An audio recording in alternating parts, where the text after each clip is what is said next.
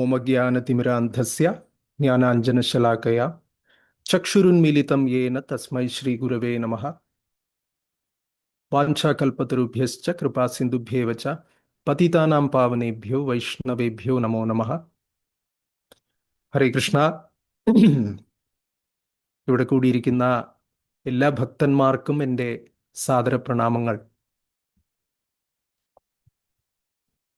ഇന്ന് ഏത് വിഷയത്തെക്കുറിച്ച് ചർച്ച ചെയ്യാം എന്ന് ആലോചിച്ചുകൊണ്ടിരുന്ന സമയത്ത് പണ്ട് കേട്ട ഒരു കഥ ഓർമ്മ വന്നു. ഒരുപക്ഷെ നിങ്ങളിൽ കുറച്ചുപേര് കേട്ടിട്ടുണ്ടാവാം.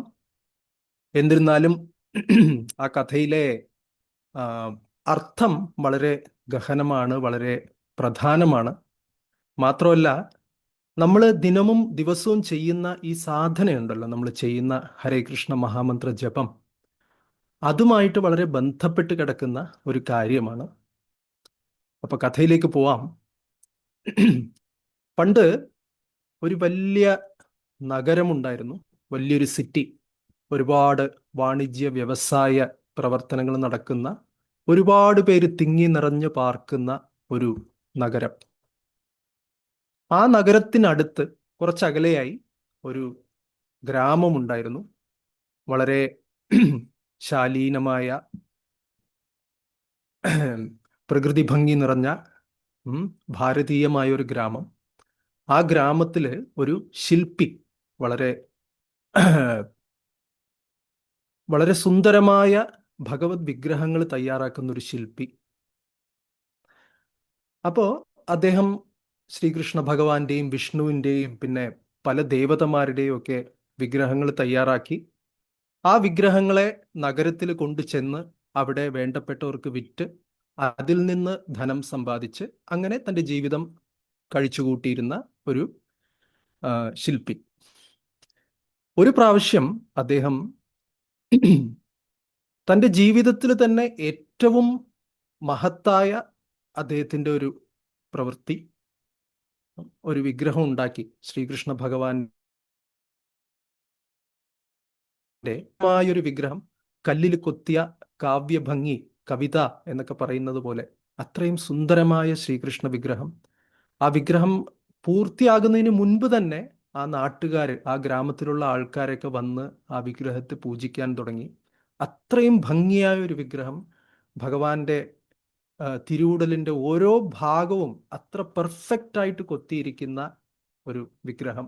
ഭഗവാന്റെ കണ്ണുകളാകട്ടെ, ഭഗവാന്റെ കൈകളാകട്ടെ, ഭഗവാന്റെ കൈകളിലുള്ള വിരലിൻ്റെ നഖങ്ങൾ പോലും അത്ര ഭംഗിയായി കൊത്തിയിരിക്കുന്ന ഒരു വിഗ്രഹം. ശില്പിക്ക് വളരെ സന്തോഷമായി. ആ വിഗ്രഹം പൂർത്തിയായ സമയത്ത് അതിനെ പ്രണമിച്ചു, പ്രാർത്ഥിച്ചു. അല്ലയോ ഭഗവാനെ, എൻ്റെ ജീവിത സന്ധാരണത്തിന് വേണ്ടി ഞാൻ ഇതുപോലെയുള്ള കാര്യങ്ങൾ ചെയ്യുന്നു. പക്ഷേ യഥാർത്ഥത്തിൽ എൻ്റെ മനസ്സും എൻ്റെ ഹൃദയവും ഈ പ്രവൃത്തിയിലൊന്നുമല്ല.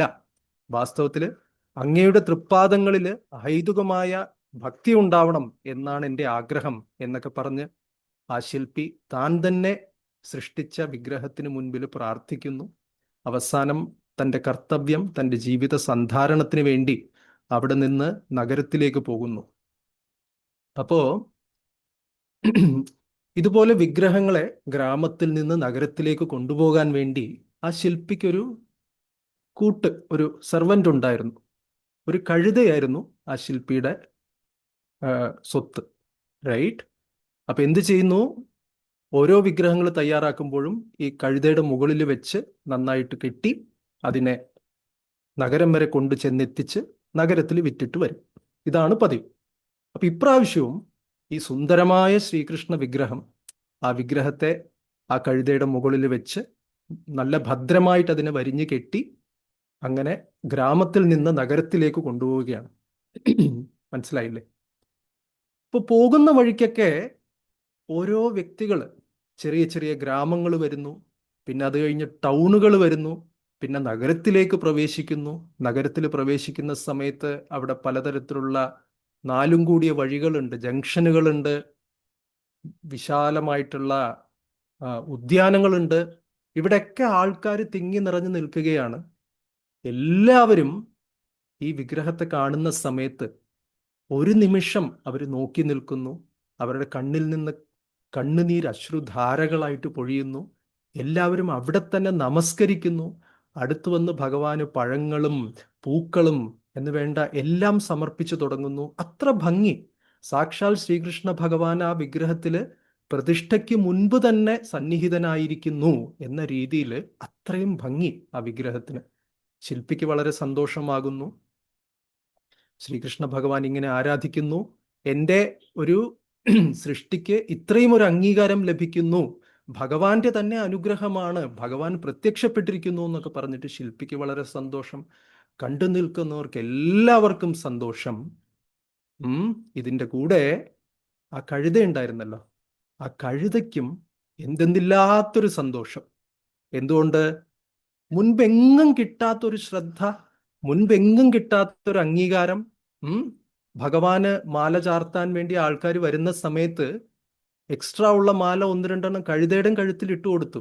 അത് കണ്ടപ്പോൾ ഭയങ്കര സന്തോഷം കഴുതയ്ക്ക്. അങ്ങനെ മുന്നോട്ട് പോകുന്നു. അവസാനം അവർ നഗരമധ്യത്തിലെത്തി. അവിടെ എത്തിയ സമയത്ത് വളരെ ധനികനായ, അതേസമയം വളരെ ഭക്തനായ, സാത്വികനായ ഒരു ബിസിനസ്സുകാരൻ വന്ന് ഈ വിഗ്രഹത്തെ കണ്ട മാത്രയിൽ തന്നെ അദ്ദേഹത്തിന്റെ ശരീരത്തിൽ രോമാഞ്ചം വരുന്നു, അദ്ദേഹത്തിന്റെ കണ്ണിൽ കണ്ണുനീര് വരുന്നു, അദ്ദേഹത്തിന്റെ ശബ്ദം ഇടറുന്നു.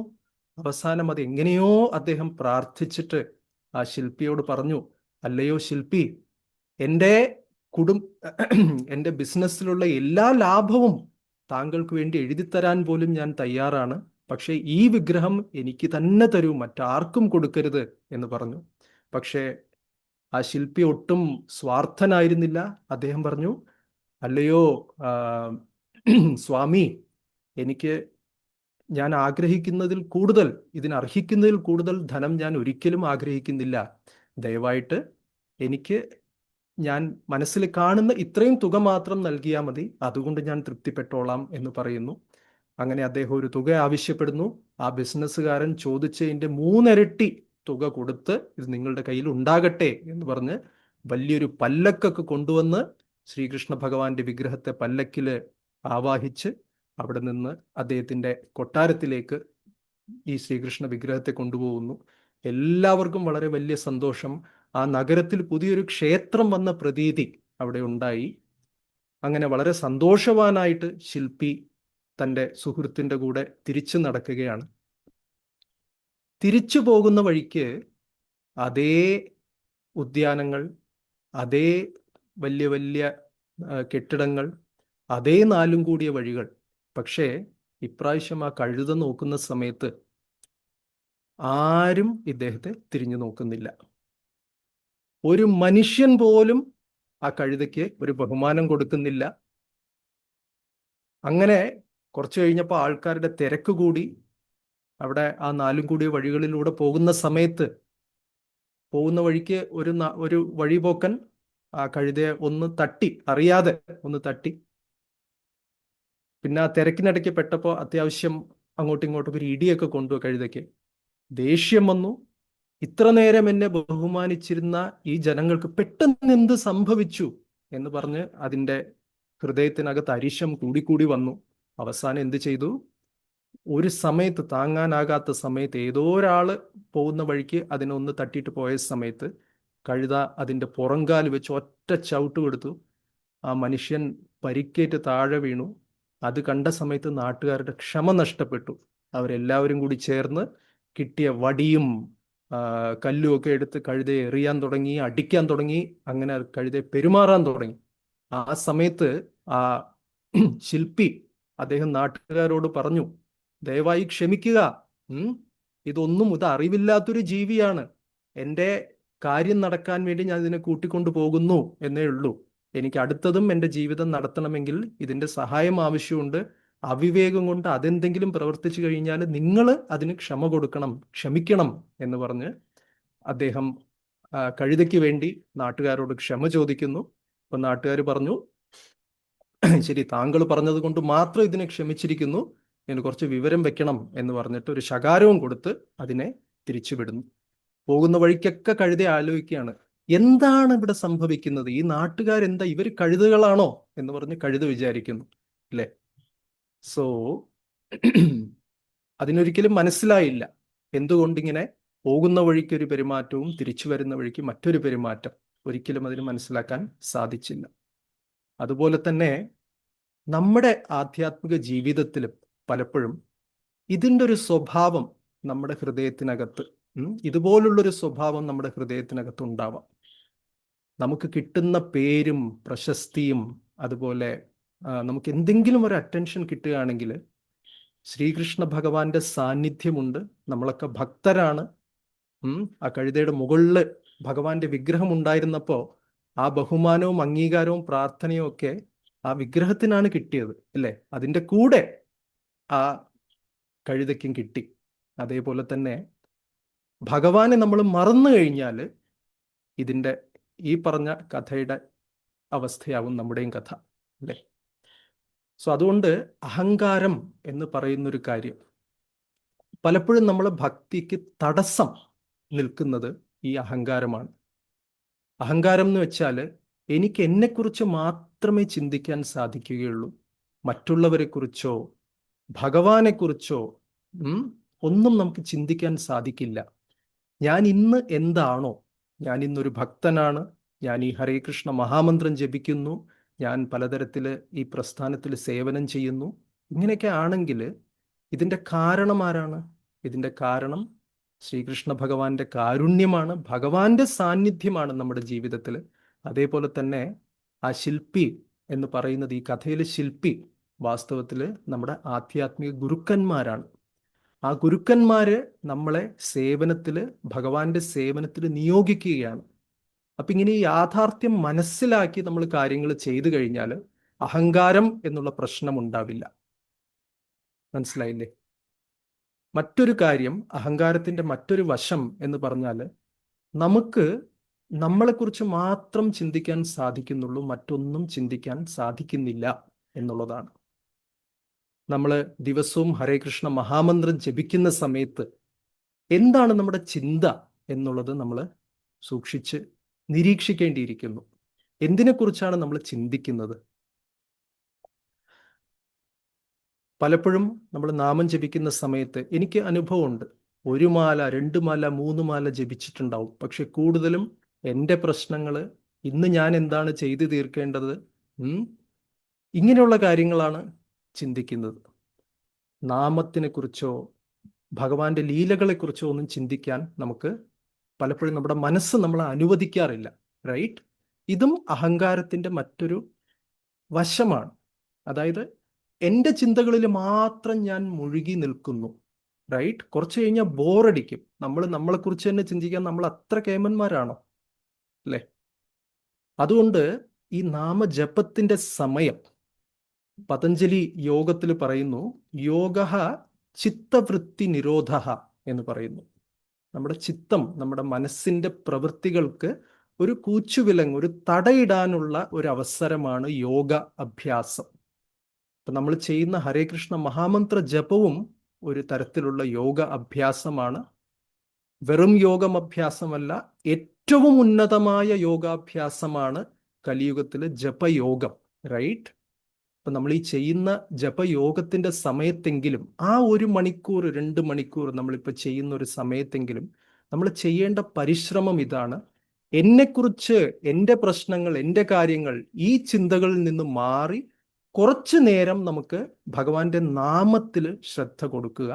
നമ്മുടെ മനസ്സിലുള്ള അഹങ്കാരം, ഞാൻ ഞാൻ ഞാൻ എന്നുള്ള ചിന്ത, ബാക്കി 23 മണിക്കൂറും അതിരുന്നോട്ടെ, കുഴപ്പമില്ല.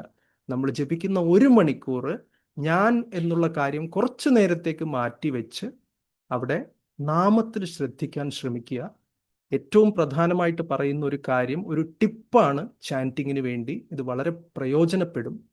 അതായത് നമ്മൾ ഒരു മഹാമന്ത്രം മാത്രം ശ്രദ്ധയോടെ ജപിക്കാൻ ശ്രമിക്കുക, റൈറ്റ്?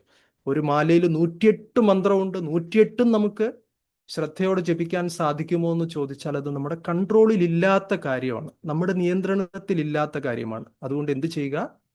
108 വേണ്ട. ഇപ്പോൾ ഞാൻ ജപിക്കുന്ന ഒരു മന്ത്രം, ഹരേ കൃഷ്ണ കൃഷ്ണ കൃഷ്ണ ഹരേ ഹരേ, ഹരേ രാമ രാമ രാമ ഹരേ ഹരേ, ഇത് മാത്രം ശ്രദ്ധയോടെ ജപിക്കാൻ ശ്രമിക്കുക.